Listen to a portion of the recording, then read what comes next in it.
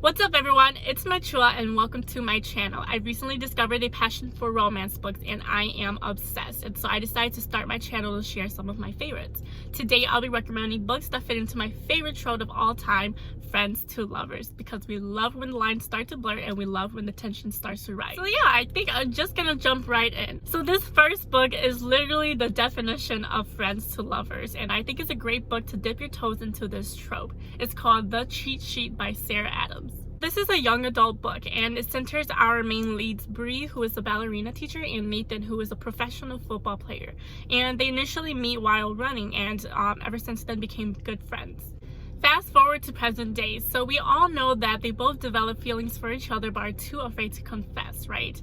And so one drunken night, Bree actually meets this lady in a public bathroom and confesses all of her feelings towards Nathan to this lady, not knowing that she is actually a reporter. So the next morning, Bree's confession is featured all over the news, and when the whole world sees this, they actually ship the two together, right? And so eventually they do decide to fake date to build Nathan's image. We have a little bit of a sports romance and fake dating going on at this point, and then we follow the relationship from there. I highly recommend that you pick up this book if you haven't already. It's super funny and definitely worth the read. This next book is called The Deal by Elle Kennedy, and this is the first book of the Off-Campus series. This is also a sports romance set in college, and it follows Hannah and Garrett, who happens to be in the same class.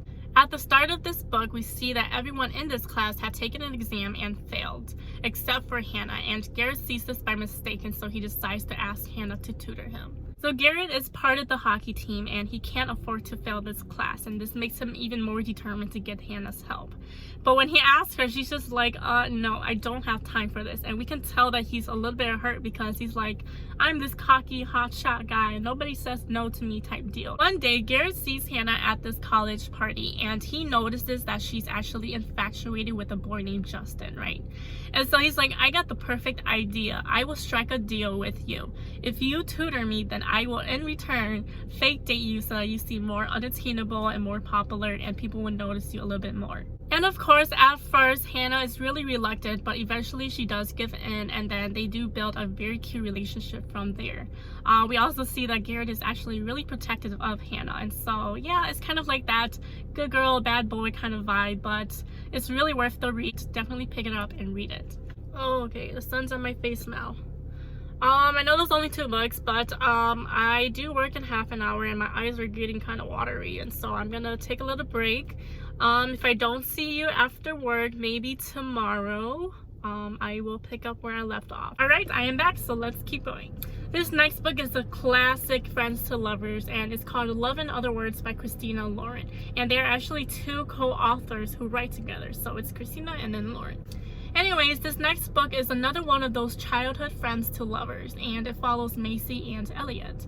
And they first meet when Macy and her dad moves to their new home, which has been like abandoned for several years, and they find Elliot in a closet reading, and they find out that he's the boy next door. So Macy and Elliot start bonding over books, right? And I just love when authors write about books in their books. It just makes it so much more fun to read and so much more special. Fast forward several years later, we find out that something had happened in their relationship, and so in present day, they are no longer in contact. This book is unique in the sense that it alternates between the past and the present like every other chapter or so, and in the present we find out that Macy goes to this coffee shop and bumps into Elliot, who she hasn't seen for all this time, right? And we also find out that she's actually engaged to another man. Then in the past chapters, we gradually learn what had happened and why they stopped talking to each other. There's something special about this book that I absolutely loved, and it's between the 2 main characters, right? So they have this thing that they do and only they understand what it is, right?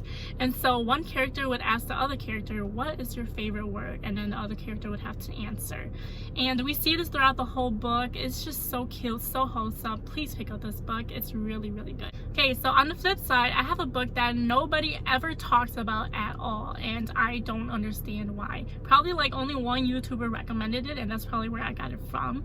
And I'm so glad I picked it up. It's called Blurred Lines by Lauren Lane. This book follows our main characters Parker and Ben, and it's been a while, but I believe that they meet in college and then become good friends, and they are now roommates as well. At the beginning of the book, we find out that Parker's long-term long-term boyfriend had just broken up with her for whatever reason. We don't know, we don't care about him, and we're happy that he did.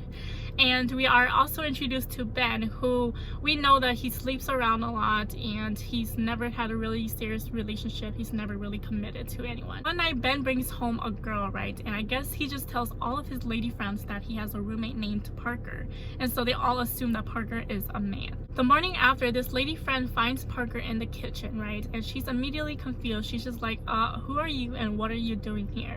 And after finding out that Parker was the roommate that Ben was talking about and that they've been friends since forever, she's just like, no, you guys have definitely hooked up, because men and women can't be friends apparently. Then Ben had woken up, and then now he just immediately dismisses this girl, right? And he's just like, we are done here, so you can leave now. And obviously she was really offended over this. So after that incident, Parker is now curious, right? Because she's just like, what is this no strings attached rule that you have going on? She was in a long-term relationship, so she never had a casual hookup. Ben's just like, if you're curious, then I will take you out tonight to go find you a casual hookup.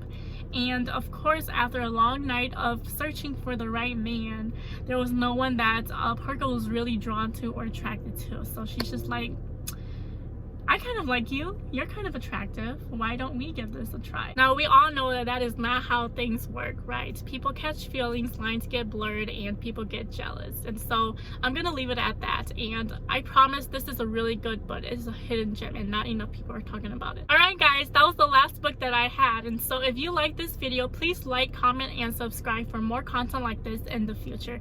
We'll see you next time. Bye.